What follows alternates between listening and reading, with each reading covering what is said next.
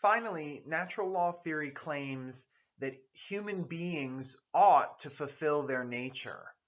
So essentially, this is just putting the first two components together in specific relation to human beings. So in other words, if we assume or if we understand that nature is teleological, and if we also understand that nature is prescriptive, then we should recognize that as a part of nature, we human beings also ought to fulfill our natural purposes. That is our moral obligation as a human being, is to fulfill our purposes. That is how you, as a human being, become good. That's how you become a good person, according to natural law theory, is by fulfilling your natural purposes. And more specifically, by not violating any of your natural purposes, right? Because, an act can directly violate one of the four natural goods. Murder is the most obvious violation of the natural good of human life. However, me sitting on the couch watching The Tonight Show, when I do that, I'm not actively promoting any of the four goods, right? I'm not promoting life, procreation, knowledge, or sociability, especially if I'm watching it by myself. And so, would the natural law theorist say that I was wrong for not promoting any of the four goods?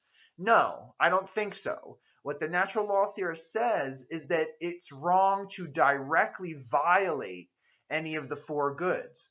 So as a human being, you cannot do that, or maybe I should say you ought not do that, because you would be going against your natural purposes. I do want to emphasize, however, that one of the natural purposes of human beings stands out, because we are the only being, the only creature in nature who has this purpose. And I'm referring to the natural intrinsic good of human knowledge. According to natural law theory, human beings are the only beings who have the purpose of obtaining knowledge, of achieving understanding of the world and reality. And so, this is a special moral obligation because we are the only beings who have this purpose. So we are the only beings who can have this obligation. So in a sense, because we are the only beings who are able to have knowledge of the world and understand nature, it becomes our moral obligation to understand nature, or at least not to misunderstand nature. In other words, we should use our reason and our ability to obtain knowledge to try to ascertain a correct understanding of the purposes of things in nature, whether that be teeth, eyes, dogs, or ourselves. We should use our ability to reason and our capacity to obtain knowledge to avoid misunderstanding nature and the purposes of nature.